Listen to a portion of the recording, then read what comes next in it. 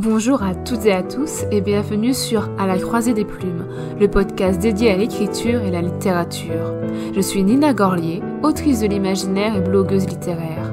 Tous les mois, je partirai à la rencontre de créateurs d'histoires pour échanger avec eux sur des thématiques bien précises. Ces invités nous dévoileront leur point de vue d'auteur, mais également les œuvres qui les ont marqués en tant que lecteurs.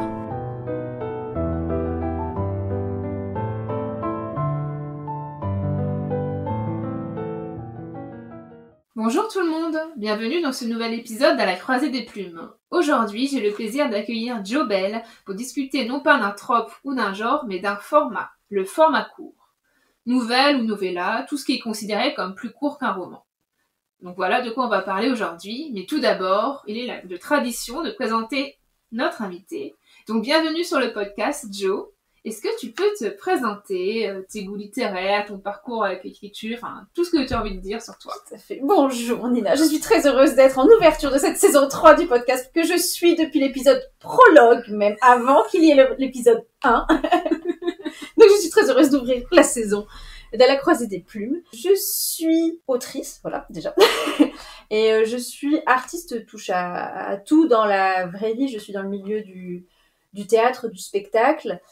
Et donc j'écris que ce soit des pièces de théâtre, des romans, des nouvelles. Je suis dans le milieu culturel et associatif aussi. Et je suis fille comme toi d'une professeure de lettres modernes. Donc je suis tombée dans la marmite très jeune de la littérature, des arts, des classiques et ensuite de l'imaginaire. Voilà. Aujourd'hui, on se retrouve donc pour parler du format court, parce qu'en automne sort une nouvelle anthologie aux éditions du Chat Noir, intitulée La saison des enchantements, le tout dirigé par Guimauze, du Taillis de Guimauze. Les fanats de l'automne la connaissent peut-être parce que c'est la créatrice du Pumpkin Autumn Challenge, un challenge littéraire dédié à des lectures autour de l'automne, comme son nom l'indique. Donc c'est une anthologie de nouvelles automnales à laquelle on a toutes les deux participé. Toi, tu ouvres le recueil. Et moi, je le ferme. Tout à fait. C'est une belle aventure qu'on a partagée ensemble. Oui. Quand l'épisode sortira courant septembre, là, le recueil sortira bientôt ou il est déjà sorti. On sait pas, on n'a pas encore la date, nous non plus. Donc. Alors, il y a une campagne Ulule qui est passée malheureusement maintenant, mais vous pouvez vous le procurer en salon, je pense. Et peut-être qu'il y aura des exemplaires aussi sur le site du Chat Noir. Enfin, je mettrai toutes les infos dans la description de l'épisode au moment voulu. Donc voilà, tout ça pour dire que d'où le choix de cette thématique, vu qu'on a écrit une nouvelle dans le même recueil. Oui. Donc vu que c'est ton premier texte en tant que fiction, pour découvrir ta plume, ton univers, est-ce que tu peux nous présenter ta nouvelle en quelques mots? Alors le titre déjà fait trop de mots.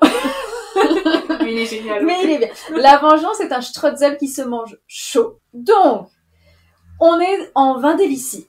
Ça commence comme ça, c'est la Vendélicie, quel beau royaume où il fait bon vivre, tout le monde est heureux, c'est un peu comme Candide, tout le monde va bien, dans un meilleur des mondes possibles, chacune est heureux, tout le monde se sourit, c'est un royaume un peu de conte de fées, mais dans ce royaume, il y a une personne qui, elle, n'est pas du tout heureuse, c'est notre protagoniste, Adélaïde Verdzayon. Il y a 15 ans, Adélaïde a vu sa vie basculer. Elle a été complètement ruinée, désargentée, elle est handicapée à présent, elle marche avec une canne et elle travaille dans un salon de thé-pâtisserie qui s'appelle La Citrouille Enchantée, parce qu'il y a un jeu de mots. Et l'histoire commence, on est au début de l'automne et un messager du roi et de la reine arrive dans La Citrouille Enchantée et il dit « Le roi et la reine, en l'honneur de leurs 15 ans de rencontre, organisent un concours de pâtisserie dans tout le royaume et La Citrouille Enchantée est sélectionnée parce qu'ils sont très réputés pour leur strudel à la citrouille et à la cannelle. » Voilà. Et Adélaïde se dit que c'est peut-être l'occasion pour elle de mettre en route sa vengeance et de récupérer la fortune qu'elle a perdue, enfin voilà, de se venger sur la vie. Et voilà, je dis pas plus. Elle est géniale. Franchement, j'adore le ton que tu emploies et j'adore ta façon de pitcher tes histoires. Donc voilà, pour la lire, il faut se procurer le recueil La saison des enchantements. Encore une fois, je vous mettrai toutes les infos en description. Et enfin, pour terminer cette petite présentation de toi, la question qui peut être un peu dure, peux-tu nous partager ton livre préféré, ou si c'est trop dur, ton dernier coup de cœur littéraire? Alors pour moi, elle est pas dure du tout, cette question. Moi, je ne comprends pas quand les gens disent « Ah, c'est trop difficile !» Mais les gens ne vont pas lire dans leur tête à propos de tout et n'importe quoi. Moi, si. Donc, j'ai mon top 3. C'est Notre-Dame de Paris de Victor Hugo, Le Petit Prince de Saint-Exupéry et Du thé pour les fantômes de Krzyzewski. On a un top 3 au Voilà, début. c'est un top 3. Mais c'est parce que j'y réfléchis toute ma vie. Quand je lis quelque chose, je le mets où dans mon classement mental. Donc, Et est-ce que l'ordre change ou... Non, c'est les 3 là. Voilà. Parce que moi, des fois, c'est en fonction de quand tu me demandes dans l'année, ça change en fonction de mes lectures, mon humeur et tout, quoi. Donc, Ah non, ouais, c'est trop. Est-ce que tu pourrais dire en quelques mots pourquoi ils sont sur ton podium? Notre-Dame de Paris, parce que je suis née au début des années 90. Donc, le premier dessin animé que j'ai été voir au cinéma, c'était Le Bossu de Notre-Dame. Et enfant, je suis tombée très vite amoureuse de Quasimodo parce qu'il était différent, exclu, et du coup, je me retrouvais beaucoup en lui. Et 3 ans plus tard, il y avait la comédie musicale Notre-Dame de Paris. Donc voilà, vraiment, c'était tout tracé. Et voilà, et ma maman aime beaucoup aussi Victor Hugo. Elle adore Les Misérables plus que Notre-Dame. Mais voilà, moi, c'est Notre-Dame. C'est pour la différence, pour tout. Ensuite, j'ai lu le roman, j'ai relu le roman. Et c'est toute la façon qu'a Victor Hugo d'écrire, que ce soit les personnages, tout. Enfin voilà, je trouve que c'est une œuvre, c'est l'œuvre magistrale pour moi, Notre-Dame de Paris. Et je pense que même quand on n'aime pas Victor Hugo, on peut aimer Notre-Dame de Paris pour le coup, parce que ça va au-delà. Puis j'aime tout ce qui se passe Moyen-Âge, Renaissance, tout ce qui peut être historique, c'est un peu ma came. Donc voilà. Le Petit Prince, parce que ma grand-mère me l'a glissé sous le sapin quand j'avais 8 ans. Et j'ai été fascinée par les dessins, tout d'abord. Et après, comme ma maman elle est prof de français, c'est quelque chose qu'elle faisait étudier à ses 6e, et donc on l'a lu ensemble. Elle m'a expliqué un petit peu les sous-textes, et c'est une œuvre que j'ai beaucoup relue dans ma vie ensuite.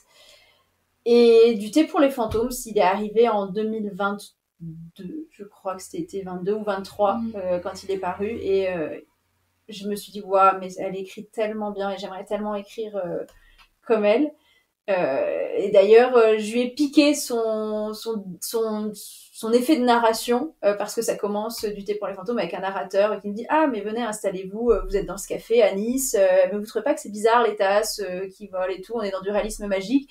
Et donc moi je me dis « Ah, moi aussi je veux une narratrice qui fait partie prenante de cette histoire et qui est dans quelque chose de très oral, parce que c'est quelque chose qui est cher à ma vie, en dehors de l'écriture. » Donc voilà, et puis cette histoire de sœur, c'est quelque chose qui me touche beaucoup parce que j'ai une sœur et j'ai adoré toutes les références aussi qu'elle glisse au conte et à d'autres choses, et c'est quelque chose que j'aime bien en général dans les livres, c'est quand il y a des easter eggs un petit peu partout, des références, et je fais « Oh, mais j'ai cette référence, je suis contente !» Voilà. Comme toi. Et je valide complètement ton podium. Du thé pour les fantômes aussi, ça fait partie de ces œuvres-là. Pour moi, il y a eu un avant et après cette lecture-là. Et je sais qu'il y a certaines œuvres qui vont m'influencer d'une façon ou d'une autre. Et ça en fait partie. Le Petit Prince, j'adore. C'est un texte que que tu comprends différemment une fois que t'es adulte et tout. Il y a des passages qui sont simples, entre guillemets, mais qui me font pleurer et tout. Oui. Et Victor Hugo, voilà. Je vais pas continuer ma propagande, même si je suis plus team Les Misérables. Mais j'ai prévu de lire l'intégrale de Notre-Dame avant la fin de l'année, donc peut-être que... Comme moi, Les Misérables, c'est prévu avant la fin de l'année. Donc, non, et je suis tellement d'accord. Le Disney, donc le Bossu de Notre-Dame, il est tellement sous-coté, je trouve. Moi, le seul défaut que je lui trouverais, c'est l'humour des années 90, les gargouilles, des fois, elles m'insupportent. Donc, je zappe les passages avec les gargouilles. Sinon, j'adore. Je trouve tellement magnifique les musiques d'Alan Menken, mais de toute façon, ce mec-là, c'est... tout ce qu'il a fait chez Disney, c'est magnifique. Et certaines scènes, et c'est un des plus sombres, quoi, comme Frollo, ils y vont pas, je sais pas si, c'est facile à dire, mais je sais pas si aujourd'hui ils oseraient faire un personnage aussi sensuel dans vraiment le sens dans la chanson infernale, voilà, et la scène, moi, qui me donne des frissons, c'est la scène quand il fait Sanctuary, là, le sanctuaire, là, avec la musique, c'est quand je l'ai vu ado, et je me suis pris des claques et tout. Et j'adore la version qu'ils ont fait Disney à Broadway. Alors je l'ai pas vu, mais j'ai écouté le CD. Parce que ils ont en fait le mélange parfait entre les deux. Ils reprennent des éléments du roman, je pense, parce qu'il y a Frollo, un frère, une histoire de frère. Et la fin, sans spoiler, la fin ressemble davantage à Notre-Dame de Victor Hugo que celle du Disney, et j'ai beaucoup aimé ce parti pris. Et si un jour Disney le font à live action, je sais pas s'ils le font celui-là. Si un jour ils le font, j'aimerais bien que ça soit plus du côté de de la version Broadway. Et voilà, on a encore une digression, c'est c'est votre épisode de 3 heures pour la rentrée, vous avez pas eu d'épisode pendant 8 mois, bah voilà. Le format court. Est-ce qu'on va battre le record de l'épisode qui dure 2h20? On avait dû tourner en plusieurs fois, donc c'était loin. Voilà. Avant d'aborder le vif du sujet, il me semble important de préciser les termes que l'on va utiliser durant cet épisode. Dans le format court, moi je place à la fois les nouvelles et les novellas. Alors, ça vous paraît peut-être évident, mais je vous dis, ça serait bien de rappeler qu'est-ce qui caractérise ces deux formats, qu'est-ce qui les différencie d'un roman. Qu'est-ce que tu dirais, toi, comme ça? Écoutez, moi j'aime bien partir vraiment des bases de termes littéraires, donc si vous aimez pas tout ce qui est un petit peu universitaire, je suis désolée. Mais c'est pour vraiment savoir d'où on parle, pour que ce soit clair. Donc, la nouvelle, ça vient de novella en italien, et c'est Boccaccio qui fait ça au XVe siècle. Et lui prend ce terme-là de nuovo en italien, qui voulait dire nouveau, mais aussi étrange, quelque chose qui débarque. Et donc, le but de Boccaccio dans son Decameron, c'est de raconter des événements réels, mais qui sont remarquables, en fait, et qui sont récents. Donc le but au départ de la nouvelle, c'est de raconter quelque chose qui est possible et vraisemblable. Et ensuite, en France, c'est popularisé par Marguerite de Navarre avec son Heptaméron, et ils ont le même principe. C'est 10 jeunes gens qui fuient un fléau, la peste, le déluge, tout ça, qui sont nobles et du coup qui sont en sécurité dans un très beau lieu isolé et qui se racontent des histoires pendant 10 nuits. En fait, vraiment la naissance de la nouvelle, c'est ça. Il y a une dimension orale dans les deux à chaque fois, puisque c'est un personnage qui va conter quelque chose aux autres, et on va se différencier à ce moment-là des formats courts qui existaient à l'époque, qui sont la fable, qui nous vient de l'Antiquité, des lays, LAIS, comme elle peut faire Marie-France, et des contes aussi, et c'est comme ça que la nouvelle, vraiment, elle se commence à se former à elle-même. Après, le genre, il va perdre un petit peu de sa splendeur. On va juste avoir au 17e la princesse de Montpensier. Je le cite parce que j'adore Madame de Lafayette, et je pense qu'on est peut-être beaucoup de la génération littéraire à avoir pu étudier ou la princesse de Clèves ou la princesse de Montpensier, avoir vu le film avec le regretté Gaspard Ulliel aussi. Et surtout, c'est le 19e qui apporte les lettres de noblesse à la nouvelle, parce qu'il y a l'essor de la presse à ce moment-là. Et il y a beaucoup d'écrivains qui sont à la fois écrivains mais journalistes, et donc en fait ils ont besoin d'écrire des nouvelles pour le désir d'écrire, mais aussi pour gagner de l'argent. Et c'est comme ça qu'au fur et à mesure, il y a des nouvelles qui vont être publiées dans des périodiques. Ça va faire un succès, et donc l'auteur va pouvoir faire ensuite un recueil de nouvelles en mettant en avant la nouvelle qui a déjà bien marché dans un périodique. Et donc là il y a tout ce qu'on connaît avec Poe, Maupassant, il y a Zola qui a écrit des nouvelles aussi, il y a Théophile Gautier. Voilà. Et à ce moment-là, il y a aussi beaucoup la traduction qui est mise en avant. Et donc, il y a des Hoffmann qui va être beaucoup traduit avec ses contes d'Hoffmann. On va avoir donc Poe, grâce à Charles Baudelaire, Nicolas Gogol avec les nouvelles de Saint-Pétersbourg. La nouvelle, c'est caractérisé par une forme courte. Souvent, notre narrateur, c'est un témoin de l'histoire, ou en tout cas, il est intégré au récit. Et c'est un schéma actentiel qui est très cadré. Il y a une situation initiale, un élément déclencheur, une péripétie, une résolution, et on va avoir la création de la nouvelle à chute, mais on va en parler plus tard, des nouvelles à chute.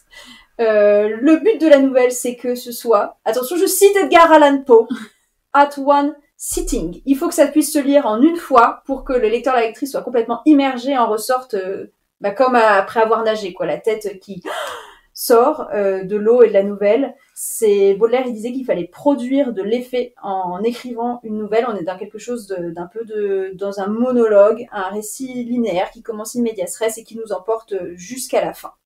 Voilà. Et par rapport au conte, on n'est pas là pour offrir une morale en fait aux gens dans la nouvelle, et donc on peut aller explorer plein de choses. Voilà. Et moi, je suis pas du tout, par contre, spécialiste des novellas. Donc, peut-être que si t'as des choses à rajouter sur la nouvelle, ou si tu viens, parce que ça peut être flou, la différence entre nouvelle, novella, roman.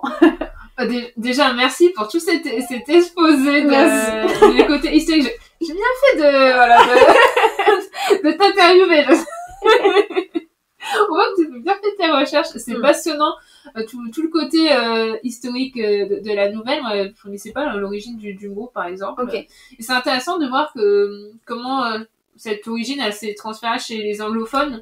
Alors c'est un faux ami parce que novel en anglais c'est le roman. Et du coup, la nouvelle chez eux, c'est une short story. Donc, c'est hyper intéressant. Et aussi, le côté, quand tu disais que de base, ça relatait un événement récent. Moi, ça me fait penser à une autre utilisation du mot nouvelle, les nouvelles, quoi, les c'est news. Ça. Ouais. D'ailleurs, quand je fais en 6e la découverte des fictions de CDI, quand j'en ai découvert R comme roman, M comme manga, et N comme quoi, et là, nouvelle, ils sont très peu à connaître, ce qui est normal. Qu'est-ce que c'est une nouvelle? Quasi tous vont dans le côté la nouvelle de presse, tu vois. Donc c'est intéressant qu'il y ait un peu ce côté sémantique qui se retrouve de base. Moi, ce que je vais apporter comme c'est plus un côté pratique en disant qu'est-ce que c'est factuellement. Ça va être format court. Souvent, les gens demandent à partir de quand une nouvelle n'est plus un roman. Je sais pas si elle est de bonne ou mauvaise réponse. Moi, ce que j'ai fait, c'est que j'ai regardé, en fait, parce qu'il y a la novella, justement, comme tu tendais la perche là-dessus. La novella, c'est un genre que j'ai découvert récemment, quand les éditions du Chat Noir ont ouvert leur collection FNEDRI. J'ai jamais su comment on disait leur collection de novella. Puisque, en fait, c'est quelque chose qu'on trouve plus chez les anglophones, j'ai l'impression. Et comme j'avais écrit Miranda, qui était un tout petit roman, je savais pas où le caser parce que ça rentrait, c'était en dessous du nombre de signes minimal. Et là, en fait, j'ai découvert ce format entre c'est ça, c'est vraiment, un récit qui est trop long pour être une nouvelle et qui est trop court pour être un roman. Donc, pour déterminer un peu où s'arrêtait la nouvelle et où commençait le roman, j'ai regardé un peu ce que proposait le Chat Noir sur leur soumission manuscrit à l'époque. Et eux, pour leur collection de novella, ils demandaient entre 20 000 et 30 000 mots. Alors, ils ont été gentils parce qu'ils n'ont pas parlé en signes, parce que d'habitude, le monde de l'édition francophone, c'est les signes. Et encore une fois, j'ai du mal à... Même, alors, avec tant de romans écrits, publiés, j'ai toujours du mal à... Moi, je suis plutôt comme les anglophones, je marche en mots. Parce qu'en plus, quand on marche en mots, je sais que tu prends ton nombre de mots, tu divises par 250 ou 300 et ça donne une estimation du nombre de pages que tu as. Je sais pas. Donc, par exemple, alors, entre 20 000 et 30 000 mots, en gros, une novella, ça ferait une centaine de pages. Et j'avais vu sur certains sites qui disaient nouvelle à partir de 50 000 mots, c'est déjà plus une nouvelle et tout, mais ça dépend de tout. Il y a des nouvelles qui font un paragraphe, des histoires très courtes, et il y en a qui font une cinquantaine de pages, même plus, et qui sont même des fois divisées par chapitre au sein même de la nouvelle. Donc ça dépend, mais si on prend par exemple ce critère-là dans le Chat Noir, ça change, mais voilà, on est vraiment à partir en gros, le minimum, ça serait 80 pages pour être considéré comme une novella. Mais après, je pense qu'on va, dans notre discussion de ce qu'on a mis dans nos nouvelles et novellas, on verra en fonction que la construction est pas pareille à partir du moment où le format, ça reste un format court, mais le format n'est plus le même, donc automatiquement, ça nous permet, l'espace nous permet d'autres choses, voilà.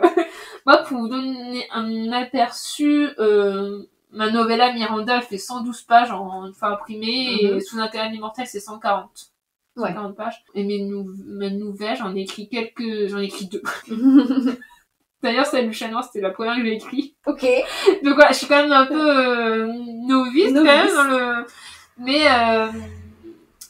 celle elles sont entre une vingtaine, trentaine de pages, quoi, à peu près. Donc, toi, t'en as écrit combien maintenant? Toujours qu'une, pour l'instant terminée. Et t'en as eu en cours, non? J'en ai plusieurs en cours, tout à fait. Voilà. Donc, t'es sur combien de pages pour celle du Chat Noir? Celle du Chat Noir, elle fait 25 pages open office. Voilà. Voilà. En format A4, tu veux dire? En format d'écriture. J'ai pas regardé. J'ai pas eu la curiosité de regarder sur le BAT. Des pages en tout.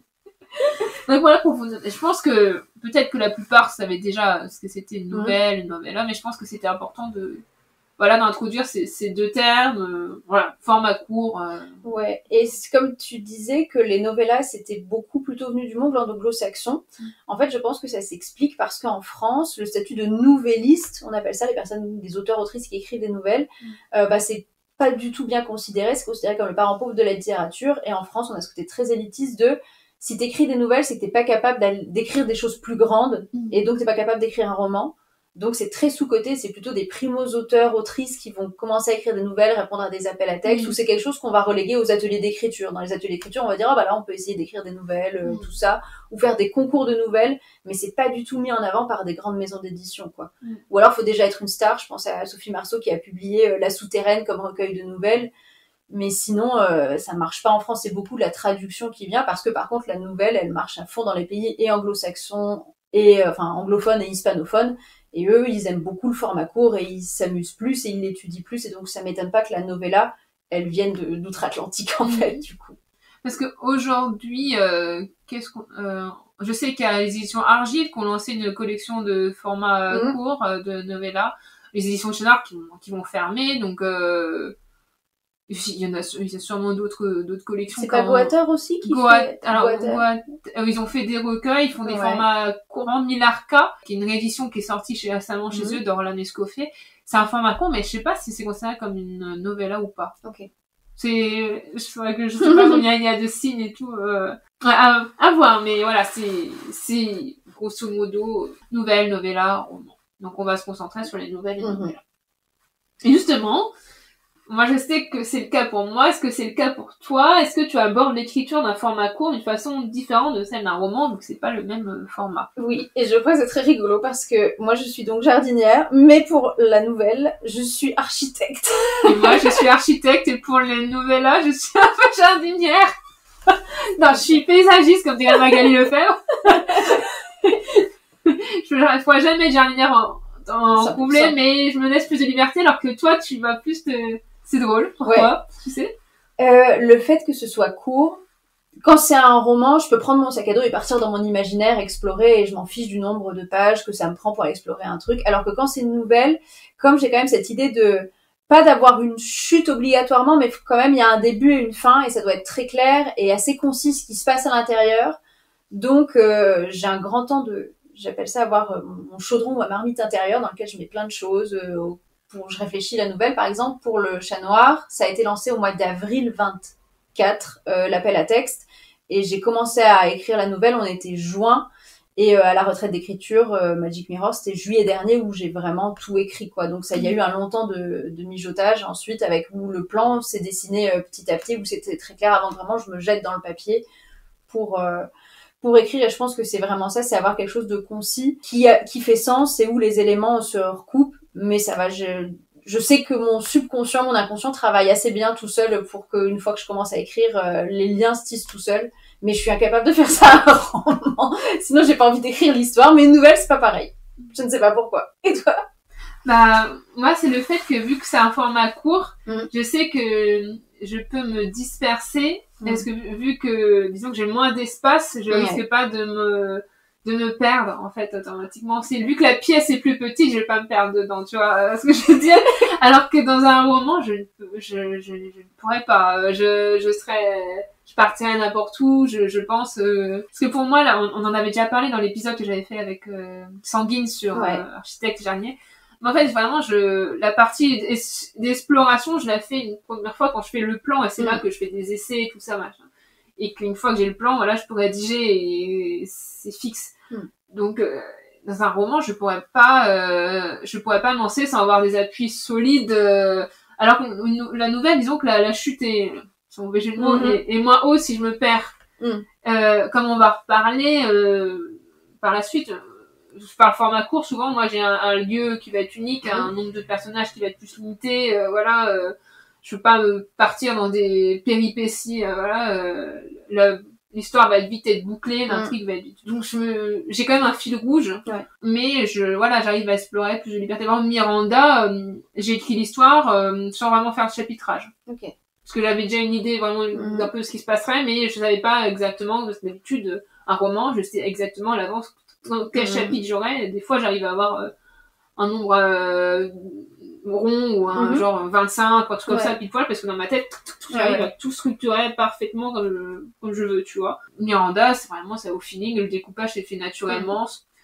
Et pour faire un cas d'immortel, chose rare, j'étais indécise de la fin quasi jusqu'au bout. Alors d'habitude, je peux pas écrire un roman si je sais pas où ça se finit. Parce que si je sais pas où je vais, je peux pas créer un chemin logique si je sais pas où je suis censée arriver à la fin. Là, jusqu'au bout, après c'est une fin un peu ambiguë, donc ça va aussi avec, d'où la liberté, mais c'était particulier. J'ai changé plusieurs fois d'avis et finalement ça s'est trouvé. Ouais. Dans l'écriture, la fin n'a pas eu logique quand je suis arrivée à la fin, quoi. Donc ouais, c'est drôle en fonction du format, on échange, on change un peu de casquette. Ouais. Est-ce que tu avais des choses à rajouter sur la façon d'aborder l'écriture?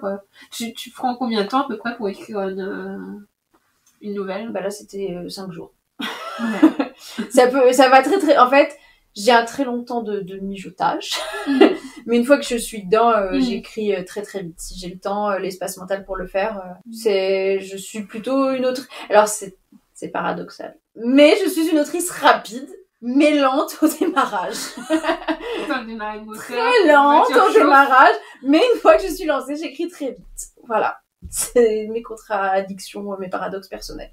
Peut-être que dans le contexte des nouvelles, quand c'est dans un appel à texte aussi, des fois t'as une deadline voilà, en fait, c'est ça. Pour envoyer ton texte, ouais. Donc ça te force peut-être aussi à devoir speeder, parce que moi je sais que quand je dois me forcer à mettre des deadlines parce que sinon des fois je prends trop mon temps en fait, tu vois. Alors là, ça te force de mettre un cadre en fait d'écriture et d'organiser ton temps en fonction d'eux. Ben moi, je sais que j'aime bien travailler dans l'urgence parce que justement, j'ai un gros pic d'adrénaline de tout et toutes mes connexions mentales sont centrées sur cet objectif-là et donc il y a un truc puis c'est hyper grisant en fait d'écrire avec quelque chose, une contrainte et tu dis si j'ai pas fini à la fin de cette semaine-là, c'est fini, ça ne reviendra plus jamais. Donc moi, c'est quelque chose qui m'anime beaucoup. C'est pas forcément sain, mais c'est pas forcément le plus serein. Non, clairement pas. Mais c'est hyper jouissif et comme j'en vis pas, je peux me permettre ça aussi d'avoir ces pics-là. Après, je suis un bébé autrice, donc il y a quelque chose à apprendre entre soi, l'écriture, la deadline, savoir ce qui nous met trop dans le mal aussi parce que il y a beaucoup de moments où d'un coup tu dis en fait je vais tout lâcher, ça sert à rien, j'arriverai pas au bout. Et donc voilà, je ne sais pas toi qui as écrit et des romans et des nouvelles et des novellas. Est-ce que c'est la même chose pour toi au niveau vraiment de l'écriture? Est-ce que par exemple tu vas faire des pauses parfois dans tes écritures de romans pour te dire bah là je vais écrire une nouvelle parce qu'il y a un appel à texte ou je vais écrire une novella parce que j'ai une idée ouais, clairement, c'est en plus moi comme finalement mais l'écriture d'un roman ça se fait limite en plusieurs étapes parce qu'il y a la première phase, c'est l'écriture du plan détaillé, c'est le G0. Et après, je vais écrire le premier G, donc je vais rédiger le texte à partir du plan détaillé. Et après, on va avoir les corrections. Donc, il faut avoir des fois plusieurs... Par exemple, en ce moment, je travaille sur 3 manuscrits à la fois. La folle, hein, quelle idée, là. D'un côté, je suis en train de corriger le projet Citron. Voilà, donc c'est le premier G est écrit. Là, je le retravaille. D'ailleurs, j'ai une deadline bientôt, donc... c'est un peu ce que tu parles, c'est l'excitation, tout ça.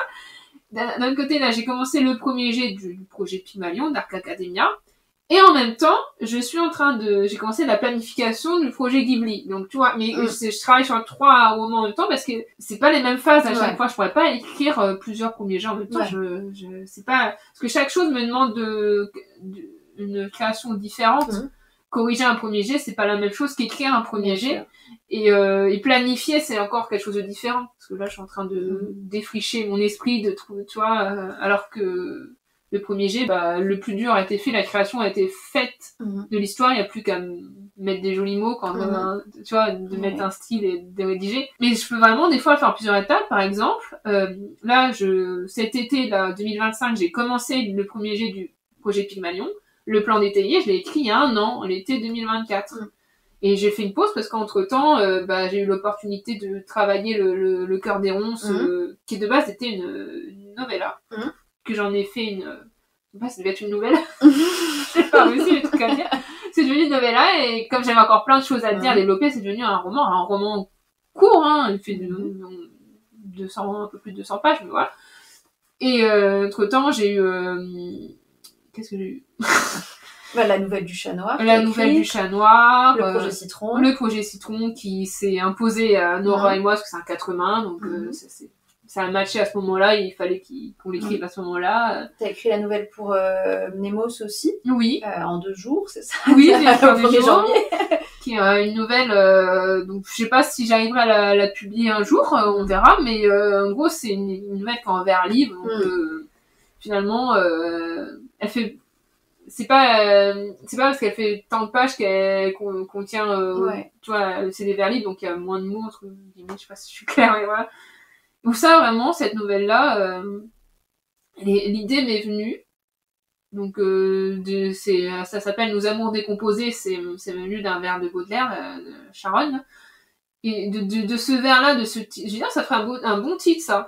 Et là toute l'histoire est déboulée comme ça.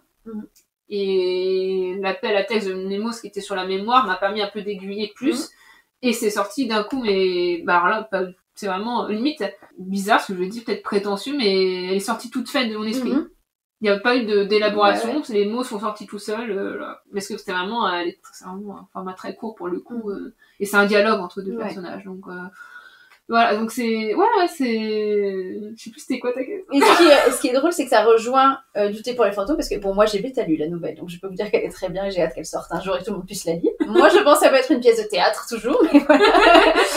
Et tu m'avais dit que c'était le dialogue entre les deux sœurs qui t'avait inspiré dans Du thé pour les fantômes, la mise en page là. Ouais, c'est ça qui m'avait inspiré. Donc voilà, je trouve que ce roman nous a marqué.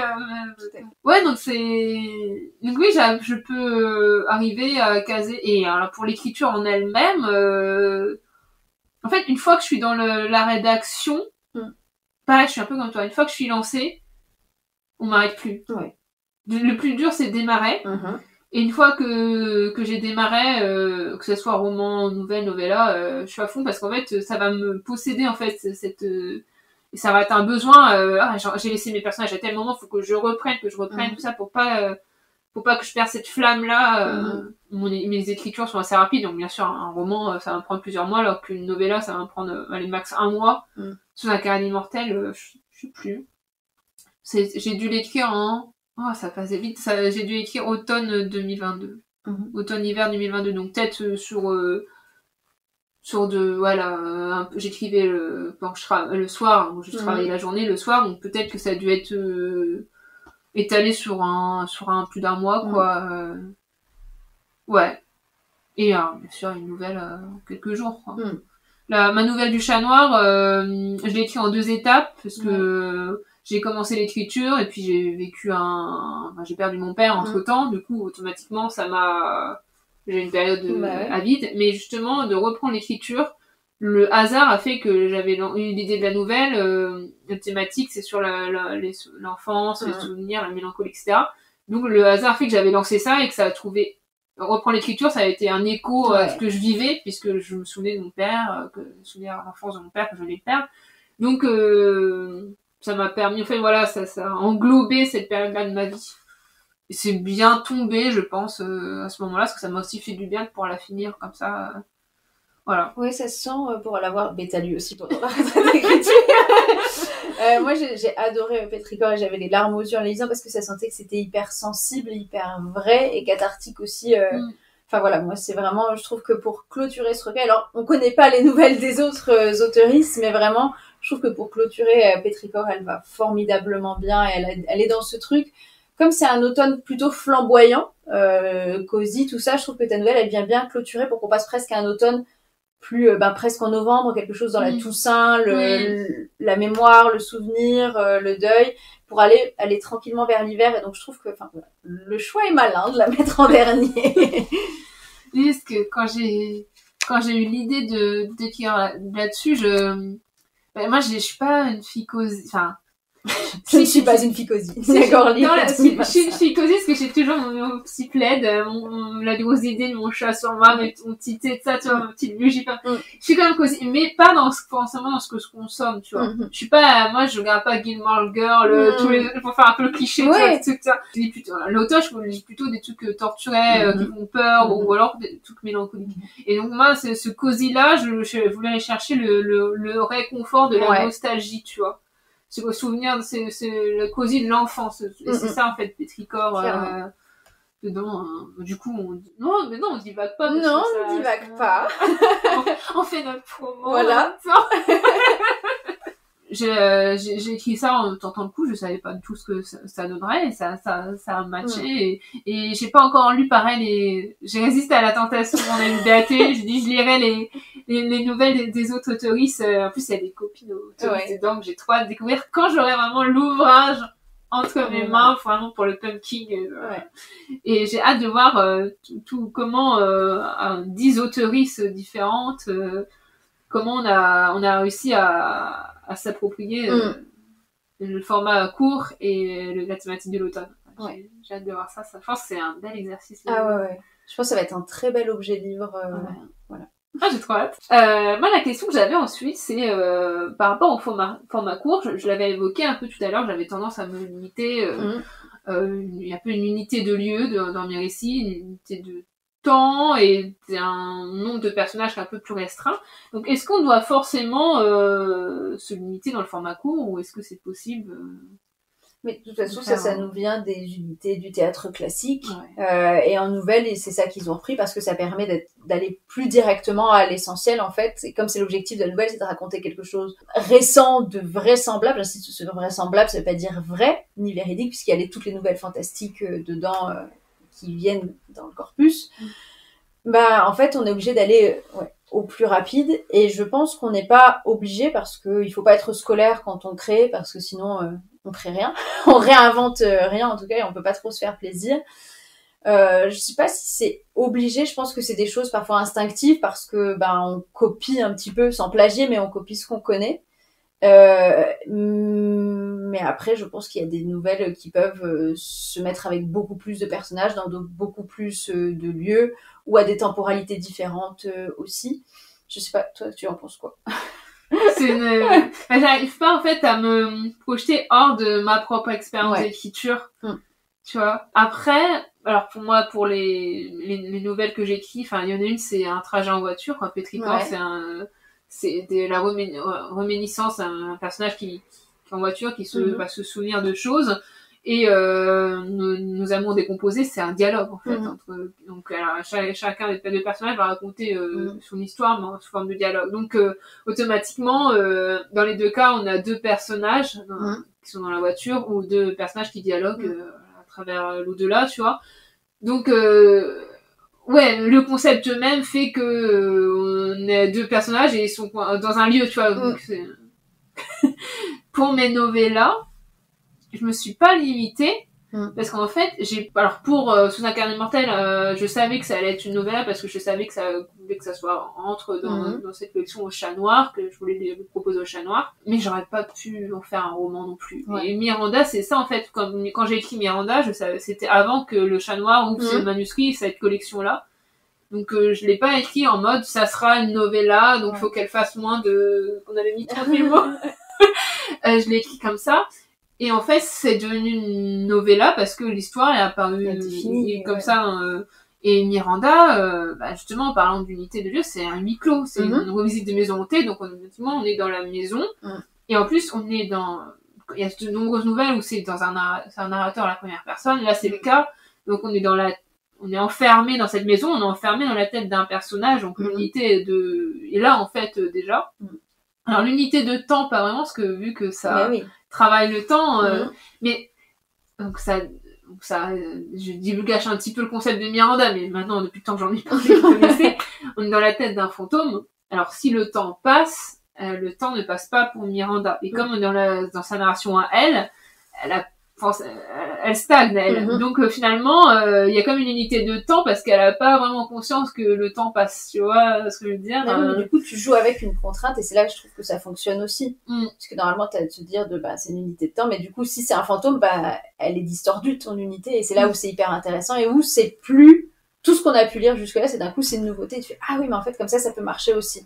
Et ça t'envoie toi ailleurs en tant que lectrice. Pour les personnages, bah, on est aussi limité, hein. À chaque fois, dans mes novellas, il y a un trio, en fait. Dans Miranda, donc c'est Miranda, Allen, donc le jeune homme qui vient s'installer chez elle, et Daisy, donc qui est la petite amie d'Allen. Donc c'est vraiment le trio de... Il y a d'autres personnages qui sont évoqués, il y a la mère, il y a Marion, l'amie d'enfance. Mais vraiment, c'est eux le noyau, quoi. Et dans Sous un cadre immortel, ça va être Bénédicte, Arthur et Ophélia. Donc c'est ces choses-là, et ouais, tout tourne autour de ces trois personnages et leurs relations. Et quand j'ai réfléchi pour recaser ces textes, vu que les éditions du Chat Noir ferment en 2026, est-ce que je essaie de recaser ces textes chez un éditeur? Comme on disait tout à l'heure, c'est les éditeurs qui font des novellas en plus en fantastique, c'est pas, ça court pas les rues, ou alors il va falloir travailler. Je pense par exemple à Magali Lefebvre, qui a republié La captive de Duncachetas, son premier roman qui était une novella. Elle a pu l'étoffer un peu pour que ça sorte chez Château d'Âme. Je me suis posé la question, est-ce que s'il y a besoin de retravailler un texte pour qui entre dans le nom de signe, est-ce que ça serait possible? Je dis pas que mes textes sont parfaits tels qu'ils sont, mais je dis juste que je vois pas forcément des choses à dire en plus. Voilà. Parce qu'au d'un moment, quand on est dans un huis clos, dans la maison de Miranda ou dans le sanatorium, sous un cadre immortel, quand t'es dans la tête d'un personnage, au d'un moment, t'es coincé, coincé, et au d'un moment, j'avais peur que c'est paradoxal, mais que dans un format court, que le lecteur s'en ait longueur, tu vois. Oui, mais ça peut presque devenir un hors-sujet, en fait, à force de vouloir rajouter des trucs. Puis quand t'as un concept fort, parce qu'il y a pas mal de formats courts aussi, j'en ai un dans mes recommandations qui est un format court qui repose sur un concept très fort. Un concept très fort, justement, il est fort parce qu'il est court, mais il brûle quelque chose qui va brûler très fortement, quoi, et est-ce que ça peut, sur la durée, est-ce que c'était... J'ai avec une amie lectrice, on en parlait justement elle avait certains ouvrages, donc elle des plumes prononcées, très travaillées, etc. Quand ça marche sur elle, parce que c'était des formats aussi assez courts, et elle me dit si ça aurait été un format plus long, peut-être que ça aurait été un peu trop pour moi, justement, ce travail de la langue et tout, ce genre de choses. Oui, tu peux te lasser. Et moi, la question du coup qui est liée à tout ça, c'est comment développer les personnages quand on a un format court. Moi, je sais que j'apporte beaucoup d'importance aux personnages. C'est ça, faut que si les personnages sont travaillés et réussis, je match plus qu'un univers ou une plume, c'est les personnages. C'est ça qui va des fois il y a des plumes magnifiques, je pense à Apostasie c'est ça où vraiment il y a des passages antiques qui vont rester en moi. Mais globalement, ça va être les personnages, en fait, parce que les personnages, tout simplement, c'est ça qui... Mais c'est ce qui nous relie. C'est ce qui nous relie, en fait, à l'histoire, en fait. C'est avec eux qu'on va s'identifier, se projeter. Donc, question difficile, hein. Alors moi, je passe beaucoup par le dialogue parce que, comme je viens du théâtre, il n'y a pas de description. Donc, c'est beaucoup une manière de parler des personnages qui va traduire leur psyché.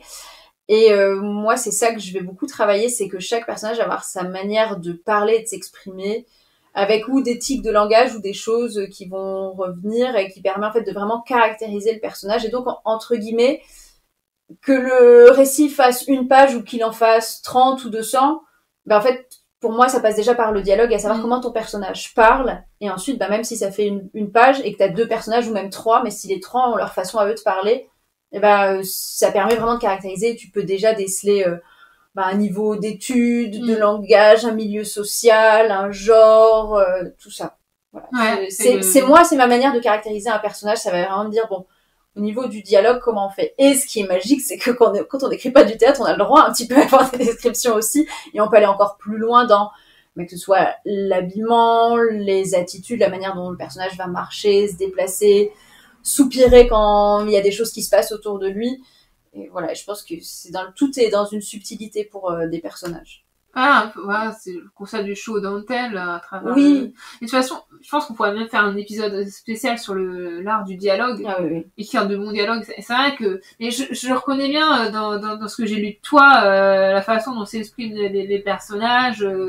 Ils vont avoir des types de langage. Là, dans le manuscrit que je suis en train de lire de toi, il y a un personnage qui part dans l'Élysion, en fait. Voilà, c'est ça. Et un autre personnage qui va être très qui va exprimer ce qui est une comédienne, donc exprimer ses émotions de façon très forte, très lyrique, beaucoup de lyrisme. Ouais, c'est vrai que le dialogue très important. Moi, par exemple, dans Nos Amants décomposés, tout repose sur le dialogue, donc automatiquement. C'est pour ça que c'est une pièce de théâtre, Nina. Oui, c'est vrai. Donc, et toi, dans ta nouvelle pour le chat noir, c'est une narration à la troisième personne. Oui. Mais c'est la narratrice. Mais avec une narratrice très forte. Voilà, une narratrice très forte et qui est personnage dans l'histoire. Oui. Voilà. C'est ça. Parce que moi, ce qui m'a plu dans Miranda, Miranda, c'est un personnage qui est complexe. J'ai lu un retour tout à l'heure de quelqu'un qui a dit j'ai eu du mal à apprécier ce elle est difficile à aimer, dans certaines qui ont été touchées, qui ont de la peine, d'autres qui l'ont, c'est ce que je voulais. Et justement, être dans sa tête, automatiquement, c'est comme ça, en étant dans la tête d'un personnage dans 112 pages, tu peux t'obliger de le connaître dans toutes ses défauts, dans toutes ses contradictions, son déni, c'est un exercice d'écriture que j'adorais. Sous un cas immortel, Bénédicte, il est moins, c'est aussi le narrateur, il est moins, comment dire, complexe. Il va être moins, parce que Miranda, c'est une adolescente, c'est un fantôme, donc il y a des traumatismes cachés, tout ça, c'est un truc à tiroir, quoi. Alors que, Bénédicte, ça va être une autre forme de narration à la première personne, même s'il y a du fantastique, du coup, il y a un doute sur ce qu'il nous dit, et narrateur non fiable, encore une fois, ma passion. Mais et puis ce qui est intéressant aussi dans les personnages, donc t'as le personnage narrateur, c'est celui qui va être le plus creusé en fonction de ce qu'il nous dit, et ce qu'il nous dit du monde, et ce qu'il se cache à lui-même et qui se transparaît à travers ce qu'il ne dit pas. Et puis t'as aussi les autres personnages vont être construits à travers lui automatiquement. Par exemple dans Miranda, Miranda elle va être jalouse comme une poule de Daisy. Et ce qui est intéressant de voir comment, en fonction de ce que Miranda perçoit de Daisy, qu'elle nous la présente, c'est ce que le lecteur comprend et avec le recul qu'il peut prendre, et au contraire Allen. Et c'est drôle comment, ce que j'ai pu discuter avec les lecteurs, comment ça va s'inverser en fait, ce que Miranda nous dit de Daisy qu'elle va prendre en grippe, et Allen qu'elle va s'amouracher à une obsession, littéralement. Et qui est Allen véritablement quand tu le découvres en fait au fur et à mesure, et ce que Miranda est aveugle sur certains trucs que le lecteur lui voit, tu vois. C'est hyper intéressant. Et pareil, dans Sous un carré d'immortel, le personnage d'Arthur, on a accès à lui qu'à travers les souvenirs de Bénédicte. Du coup, est-ce qu'on le connaît vraiment, Arthur, le véritable Arthur? Parce que déjà, il est qu'un souvenir. Il apparaît pas dans la temporalité présente, il apparaît dans le passé. Et en plus, à travers un garçon qui est amoureux de lui. Donc automatiquement, c'est biaisé. Et pareil, le personnage d'Ophélia, c'est un personnage qui est un peu plus secondaire, mais qui va se révéler à Bénédicte parce que il est dans son truc, là, ça, et il va découvrir des choses sur elle, en fait. C'est intéressant. Ça touche à la narration à la première personne. D'ailleurs, j'ai fait un épisode dessus. Autopromo. Et dans les personnages, est-ce que tu trouves pas que dans les nouvelles, c'est l'occasion aussi, ou novella, d'avoir des personnages qui sont moins aimables et un peu plus détestables? Parce que comme c'est un format court, les gens, ça t'embête moins de suivre un personnage que t'aimes pas trop sur pas très long. Parce que je pense, il y a plein de nouvelles du 19e aussi où tu suis pas forcément un personnage qui est hyper sympathique. et en fait, t'es pris dedans parce que c'est le format court et t'es du point de vue ou du personnage plus gris, ou voire même parfois de l'antagoniste, quoi. Je suis d'accord. Moi, je pense à... j'ai plus le titre. Une nouvelle de Morgan Stankiewicz dans le recueil Nous parlons depuis les ténèbres aux éditions Guater. Tu aimes les enfants. Tu aimes les enfants, voilà. Donc, trigger warning... tout est dans le titre. Vous avez compris, voilà. Donc, on est du point de vue de... Voilà. Et alors déjà, c'est un exercice d'écriture qui est remarquable. Ah oui. Et oui, franchement, j'aurais pas pu... J'ai pas encore lu Lolita, tu vois. Ouais, moi non plus.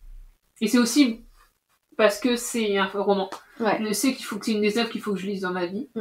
Mais je sais que ça peut être difficile, quoi. Mais là, en format court, c'est tellement... Waouh, là... Ah oui.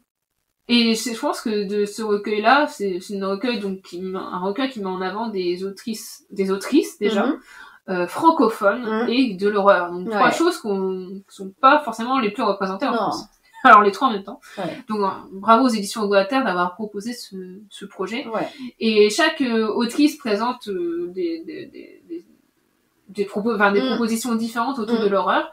Et c'est vraiment celle de Morgane qui m'a le plus marqué, je pense, par ce côté-là en fait, ce personnage qu'on suit, cette narration et ceci c'est ancré dans une réalité qui existe en fait. Voilà, en fait il y a pas d'autre horreur que celle qui est 100% humaine quoi dans la nouvelle de Morgane, et c'est ça moi je trouve qui est horrible.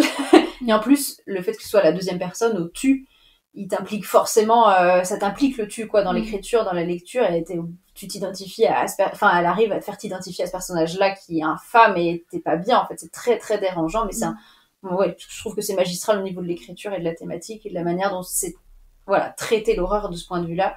Chapeau Morgane. Tout à l'heure tu as parlé tu as évoqué les nouvelles à chute. Alors déjà, est-ce que tu peux rappeler c'est quoi une chute?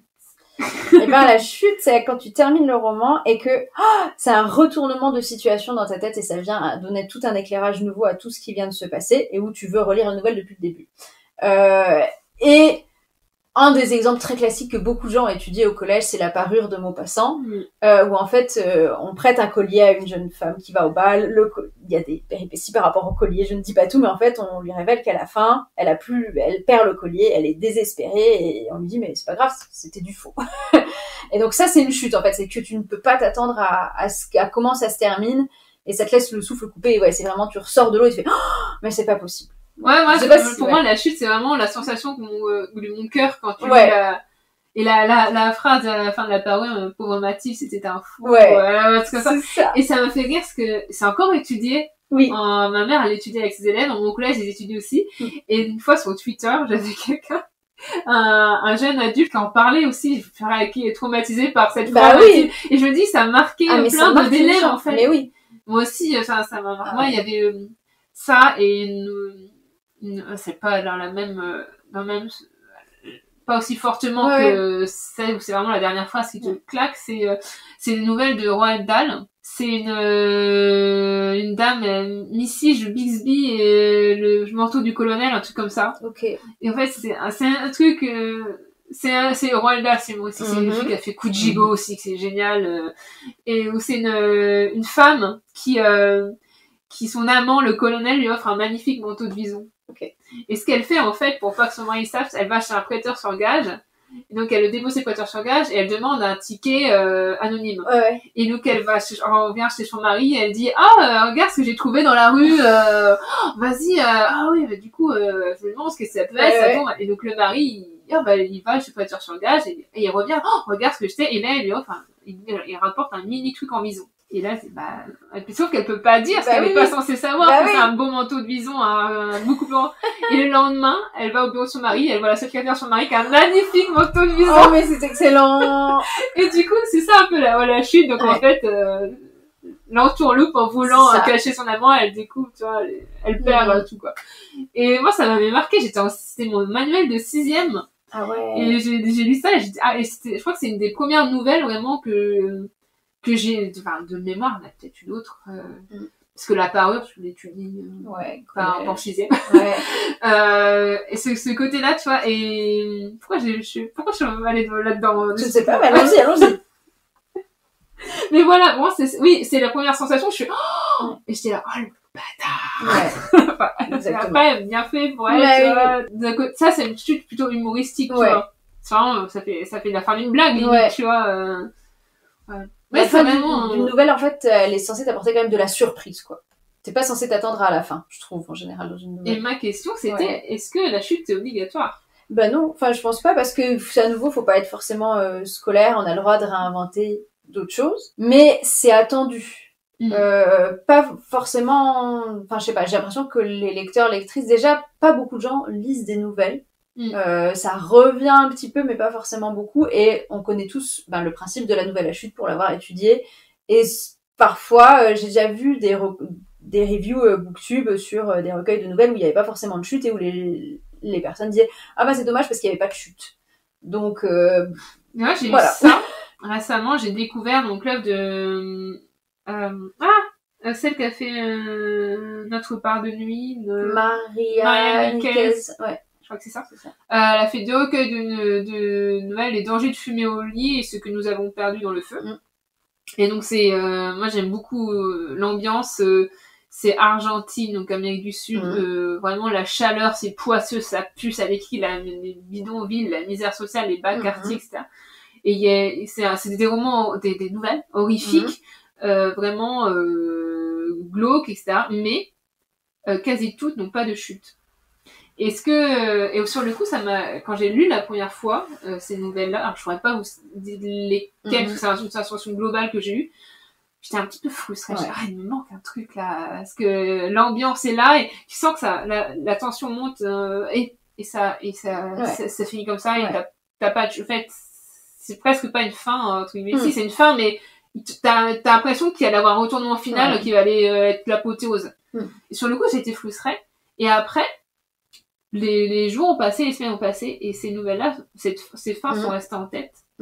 Parce qu'en fait, je pourrais pas donner d'exemple, j'ai pas envie de vous spoiler de toute façon. Et ben en fait, le fait qu'il n'y ait pas de chute, parce que la chute, ça te donne quand même des fois, ça te donne une réponse toute faite, en fait. C'est ça, je claque, le coup près. Là, le coup près, il est pas tombé, il reste au-dessus de ton esprit, en fait. Et du coup, ça m'a plus travaillé, en fait. Le fait que ça finisse presque en fin ouverte ou en sans chute, tu vois. Et je trouve que c'est intéressant, c'est une autre forme de le fait qu'il n'y ait pas de chute, c'est une chute en soi, mais ça travaille autrement. Et est-ce que tu arriverais à écrire des nouvelles sans chute? Après je me dis dans Pétrichor, si, moi je trouve que si, il y a une révélation. Mais je l'ai pas écrit comme une révélation twist, tu vois. Je pense que pour certaines personnes, ça serait évident dès le début. Ok. Je sais pas. Après, je l'ai écrit. Tu vois, je vais pas venir personnellement, mais d'accord. C'est pas tant la fin. Tu vois, ça vient progressivement et est-ce qu'une chute est forcément à la fin? Généralement, si, tu vois, c'est un peu. C'est plus une révélation, je sais même pas si c'est vraiment un twist, mais c'est un retournement de l'histoire qui se fait aux 3/4, quoi.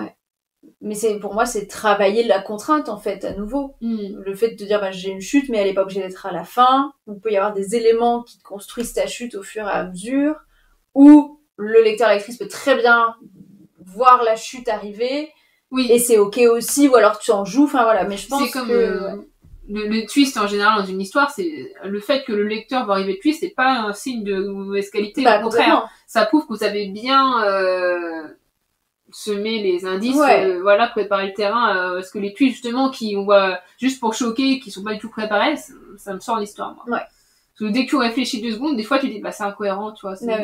Ceux qui ont vu Gossip Girl ou Pretty Little Liars, voilà. Alors, je suis d'accord pour Gossip Girl. Là. Si tu réfléchis 2 secondes, ce n'est pas possible. Non. Voilà, donc je pense que c'est pareil, la chute. Mais dans Nos amours décomposés, il n'y a pas vraiment de chute, hein. Non. C'est parce que c'est une pièce de théâtre.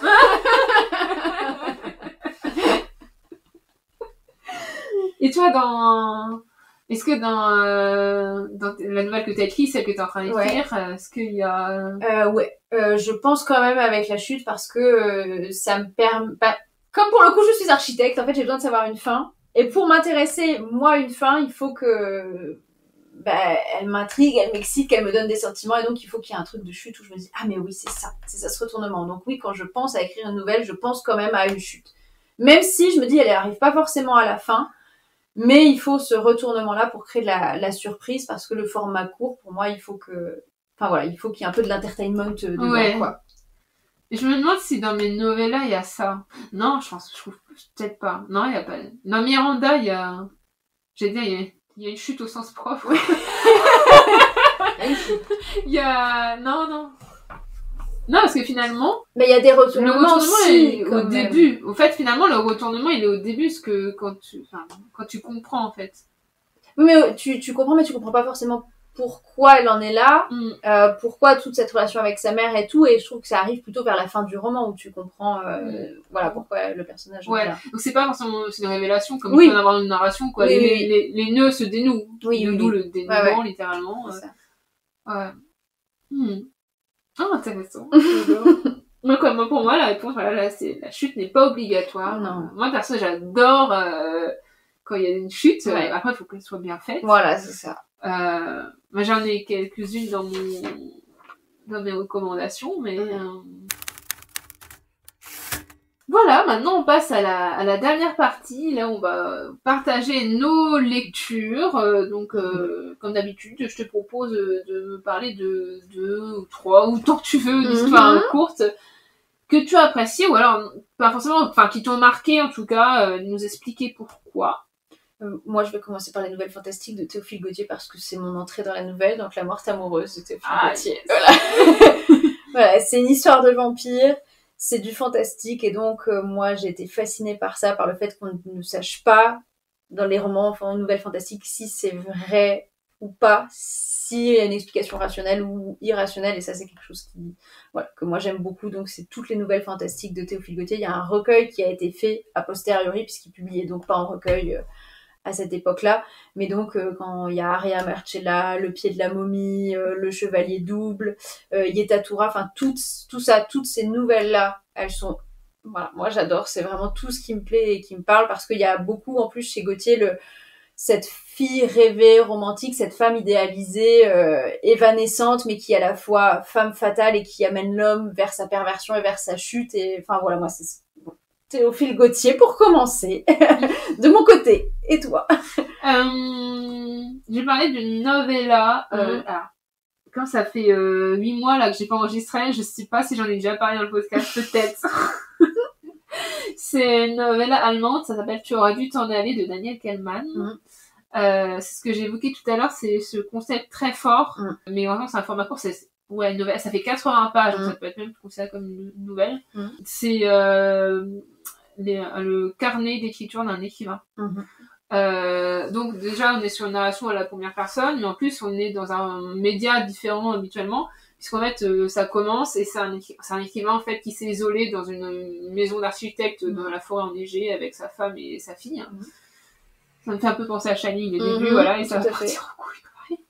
Et donc ça commence en fait, et c'est ses notes en fait, il est écrivain et scénariste pour une série télé, donc c'est ses notes des idées pour son histoire d'un nouveau film de scénario, tu vois. Et en fait, ces idées-là vont être entrecoupées par des réflexions qu'il va avoir sur ses allants. Donc c'est pas une narration pour la personne dans le flux de pensée, c'est pas, il nous narre pas, c'est un flux de pensée, mais pas écrit. Donc ça va être complètement mélangé et tout. Et on comprend rapidement que dans cette maison, il y a des choses bizarres qui se passent, genre, tu sais, ce côté-là, quand tu calcules le plan de la maison, l'intérieur et l'extérieur, ça correspond pas, c'est pas la même dimension, tout ça. Il va avoir ce rêve récurrent d'une pièce étrange avec une femme avec des yeux étranges qui le regardent, qui le fixent, comme ça. C'est genre d'histoire qui me font bader. Et puis, vu que on est dans le format d'écriture de ce carnet, des fois, il va avoir, au milieu d'une phrase qu'il écrit, il va avoir un mot, une interjection, et comme si c'était pas lui qui l'avait écrit, ou alors pas lui-même, tu vois. Et ça, je préfère pas en dire plus, mais c'est un roman qui m'a fait vraiment flipper. J'ai eu la bonne idée de lire le soir, donc ça se lit en une fois, et après j'étais là dans ma petite pièce seulement éclairée, ma lampe de chevet, avec les ténèbres autour de moi, je suis t'es dormi à la lumière allumée, voilà. Donc j'ai bien aimé comment, pareil, c'est un format court, quoi. Et il a été adapté en film avec Kevin Bacon, je crois, et un film d'1h30. Et j'ai pas envie de voir, parce que déjà, j'ai un peu du mal des fois, et je pense que faire le concept en court-métrage, ce serait parfait. Ouais, clairement. On peut en faire une histoire d'1h30, je suis pas certaine, tu vois. Parce que je pense que justement, c'est sur un format très court, et en plus, en film, c'est pas le carnet d'écriture du gars, quoi. C'est encore autre chose. Donc voilà, format très court, concept très fort, pour moi, ça a marché. Je te repasse le bâton de parole. Je vais parler de... comment j'adore en plus... Ah non, c'est de Stefan Zweig. Lettre d'une inconnue. Oh, la lettre d'une inconnue de Stefan Zweig. Voilà. C'est très court, ça vous brise le cœur. C'est un écrivain viennois qui rentre chez lui. Il a une liasse de courrier, une lettre écrite manuscrite posée dessus. Il ne sait pas d'où elle vient. Il commence à la lire et ça, tout de suite, ça l'interpelle puisque la femme qui écrit, elle lui dit tu ne te souviens pas de moi, mais je t'ai suivi toute ta vie, toute ma vie n'a tourné qu'autour de toi. Et si tu lis cette lettre, c'est que de toute façon, je suis morte. Donc dès le début, on sait que cette femme est morte et en fait, elle va nous faire le récit de toute leur histoire, qui ne sont que des chassés-croisés entre eux. C'est l'histoire d'une femme amoureuse d'un homme qui n'a jamais fait attention à elle et qui l'a toujours oubliée en fait. Et c'est une nouvelle, c'est une novella peut-être pour le coup, mais qui est déchirante jusqu'à la fin. Et pour le coup, la chute, elle est au début parce que tu l'oublies très vite finalement qu'elle est morte puisque c'est dans son récit à elle de sa vie. Il y a seulement à la toute fin du récit que tu te rappelles que de toute façon elle est morte. Donc quoi qu'il se passe maintenant, c'est trop tard pour ces personnages-là. Donc ouais, ça c'est... Stefan Zweig, j'ai lu très peu de lui, mais moi j'en suis en seconde. Je fais 1 an d'Abibac, donc je préparais le bac en allemand. J'ai arrêté.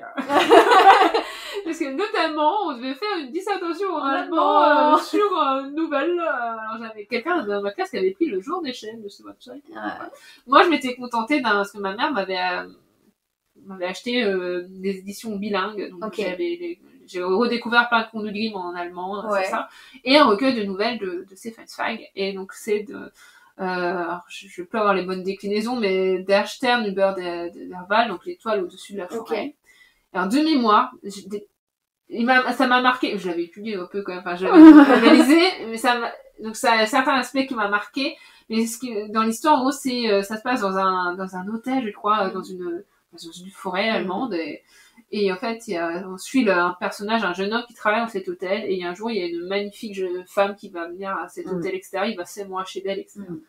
Et à la fin, quand elle part, il est tellement désespéré qu'il va, de mémoire, je crois qu'il s'allonge sur la voie ferrée, et ça finit comme ça, tu vois. Vraiment hyper dramatic spy, quoi, tu vois. Voilà. Sachant que quand on sait comment il a fini sa vie lui-même,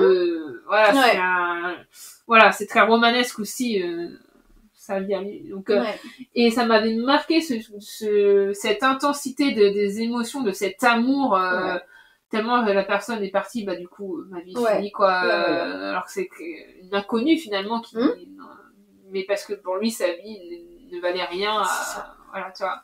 Ça m'a marqué, mais il écrit d'une manière les amours très très fortes, et je trouve que c'est un des rares auteurs classiques qui écrit les femmes, et tu pourrais dire que c'est une femme qui a écrit. Enfin, moi je trouve vraiment dans son écriture c'est hyper sensible et beau et sincère, et pas cliché dans ou la pureté, ou le contraire très femme fatale. Voilà, ces héroïnes elles sont plausibles et vraisemblables, voilà. Moi j'avais cité quelques nouvelles à Chute, la parure, on en a parlé, de toute façon et il y en a une autre, du coup je pense que je la connais, elle est connue maintenant, je sais pas, j'ai juste donné le titre, vous irez voir, parce qu'il faut pas que je vous la raconte, parce que elle fait 2 pages et elle est disponible sur internet, c'est Pauvre petit garçon. Voilà, tout de suite quand t'as dit, c'est une des nouvelles les plus incroyables qui existent. Et d'ailleurs, le cas de Dino Buzzati, je vois, c'est du fantastique. Allez-y. Moi, j'avais aimé Suicide au parc, dans le cas de Buzzati, parce que ma mère l'a fait découvrir, parce qu'elle l'étudiait en parallèle de Christine de Stéphane, le film de Carpenter, donc c'est la même histoire de voiture. Donc voilà, Pauvre petit garçon de Dino Buzzati. Après, il y a un indice avant, en fait, voilà. Et puis quand je l'ai relu, pas mal de tu dis voilà, ça. Maintenant, tu peux comprendre, tu peux le voir venir, mais quand même, la dernière phrase, elle est géniale, quoi. Mais oui, mais clairement, c'est une des nouvelles qui m'a le plus marqué qu'on a étudié à l'école, c'est celle-là, quoi. Ouais. Quand tu la lis, tu fais, oh mon Dieu, c'était hyper malin. Et donc, ça me fait penser, alors, je l'avais pas noté, mais, du coup, je prends mon téléphone pour avoir la référence.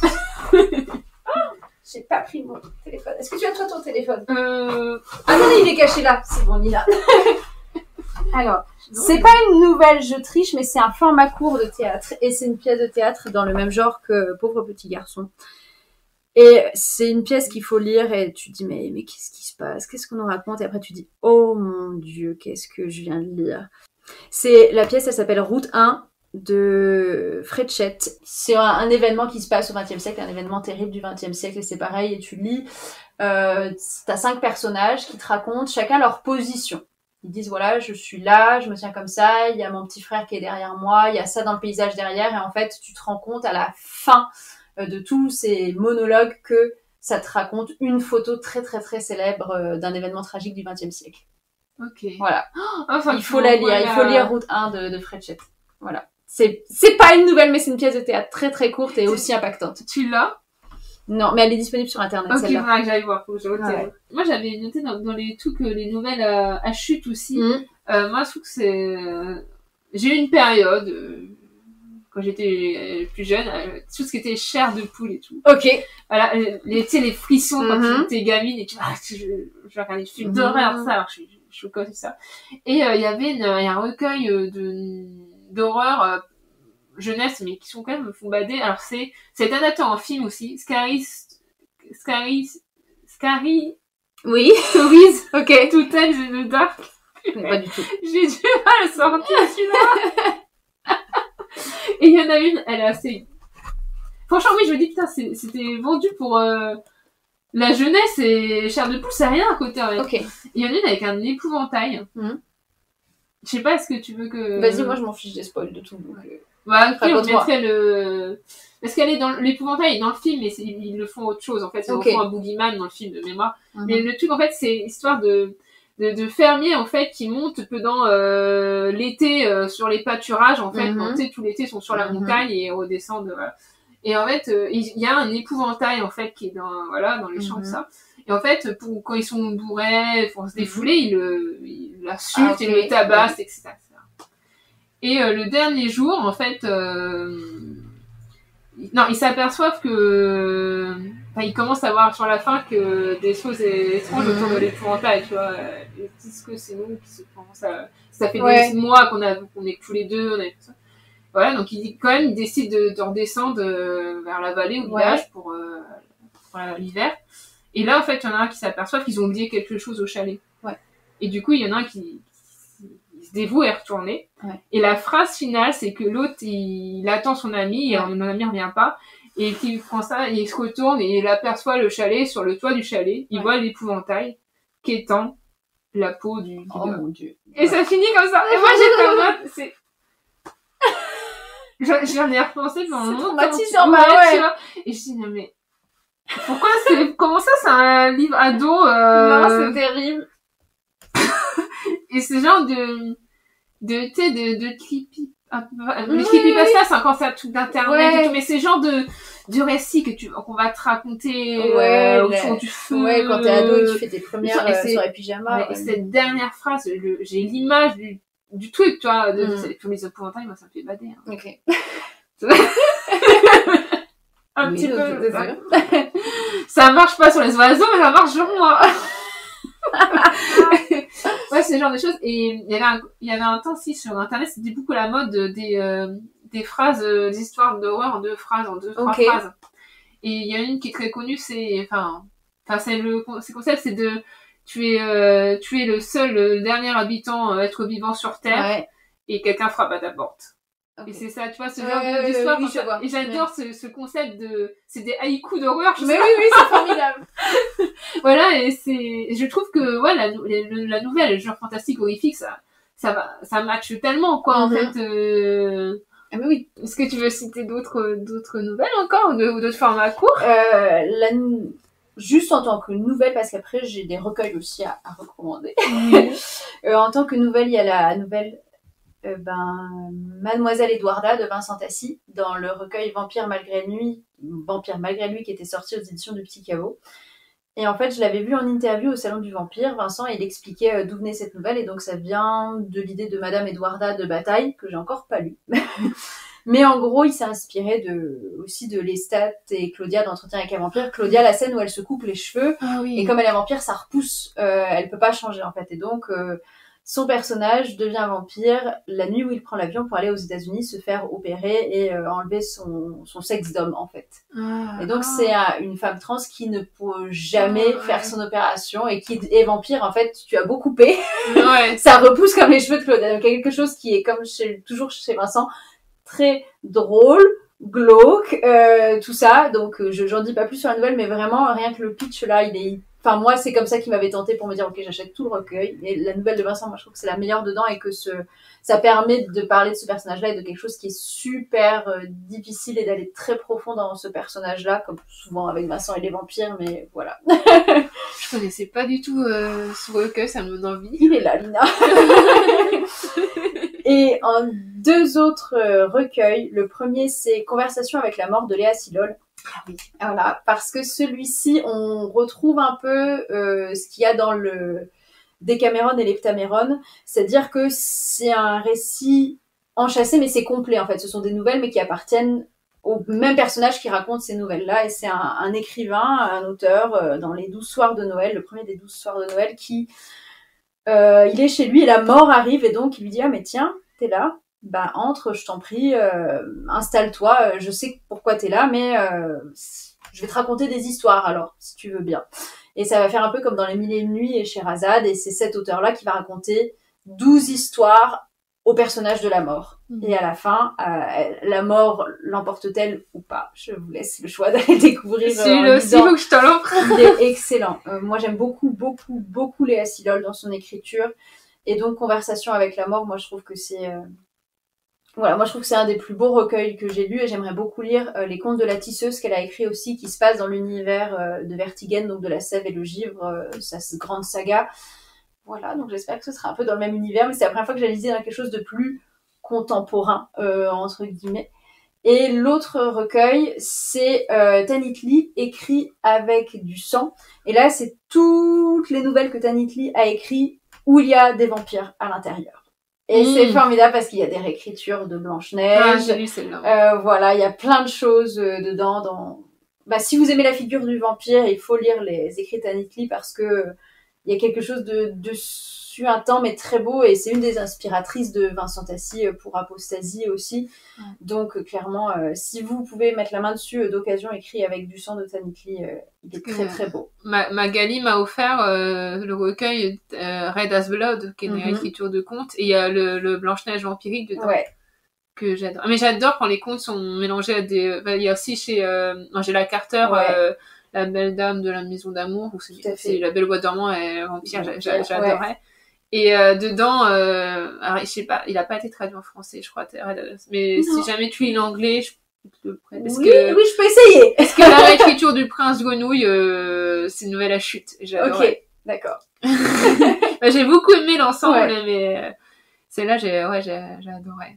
Bah du coup, on peut dire Angela Carter aussi. Oui. Voilà, je l'avais pas noté, mais ouais, complètement.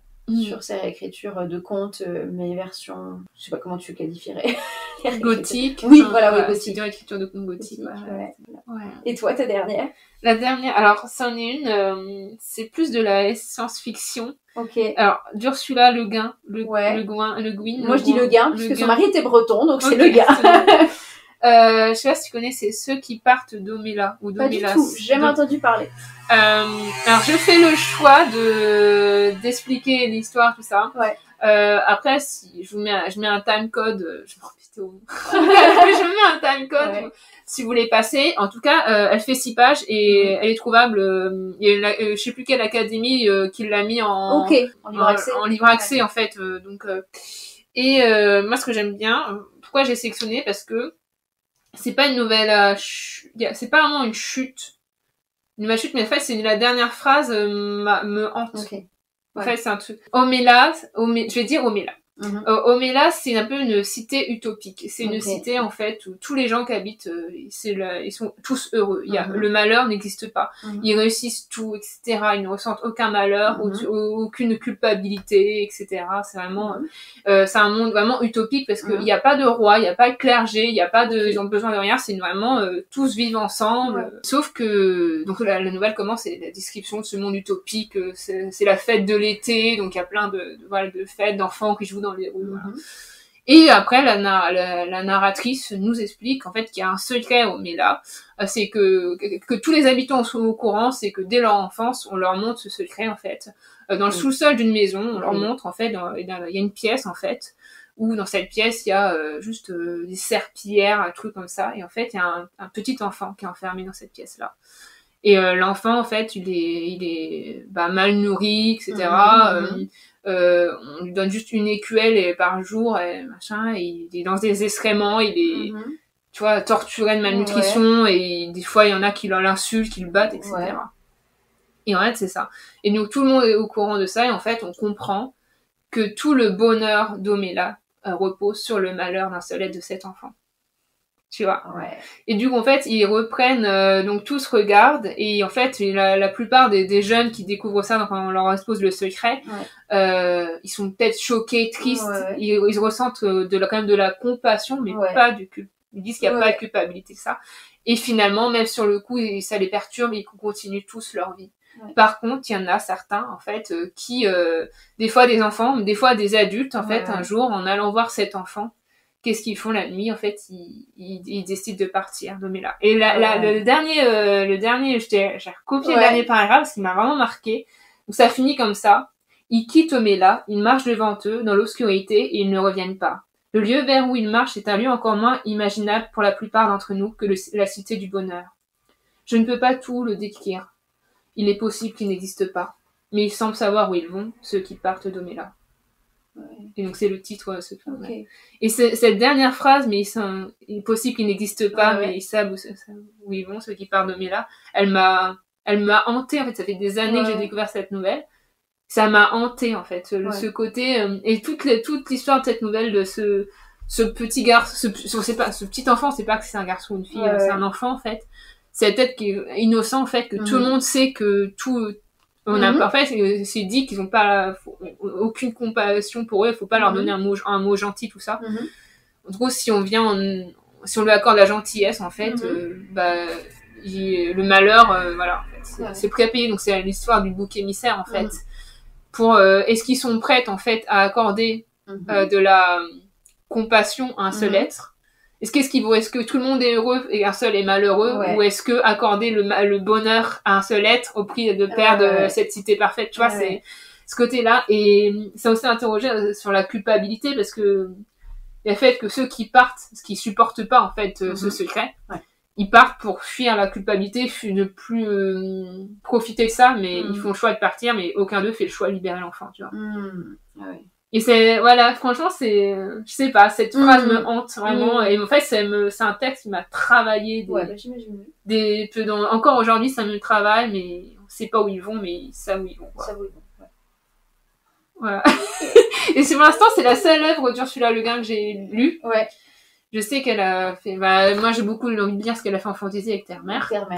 Je sais qu'elle a fait aussi de la science-fiction, elle a fait ça, donc, voilà. Donc même si je vous ai expliqué, lisez-le quand même, parce que voilà, ça se situe pas là, je pense. Ouais. Est-ce que tu avais d'autres C'est bon pour les recos. Waouh. En tout cas, là, c'est bon, j'ai fait 30 recos, mais moi, je pense que à chaque fois les auditeurs peuvent remplir leur wishlist. Oui, puis j'ai pas voulu reciter des choses qu'on avait déjà, des recueils dont on avait déjà parlé, comme nous parlons depuis les ténèbres, par exemple. Enfin voilà, je pense qu'on a dit plein de choses au cours de l'épisode. Mais je me connais, quand on aura fini l'enregistrement, je dis j'aurais pu parler de ça, parler de ça. Parce que là, il va y avoir des nouvelles qui vont me revenir, qui vont me... On va du coup arriver à la conclusion de cet épisode. Pour conclure, est-ce que tu veux nous parler de tes projets en cours, de tes futurs projets, de ce que tu as déjà publié Livre en tête. J'ai déjà écrit un recueil de poèmes, donc ça aussi c'est du court, pour le coup. S'il y a des personnes assidues, je pense que ma voix, peut-être vous l'avez reconnue. Voilà.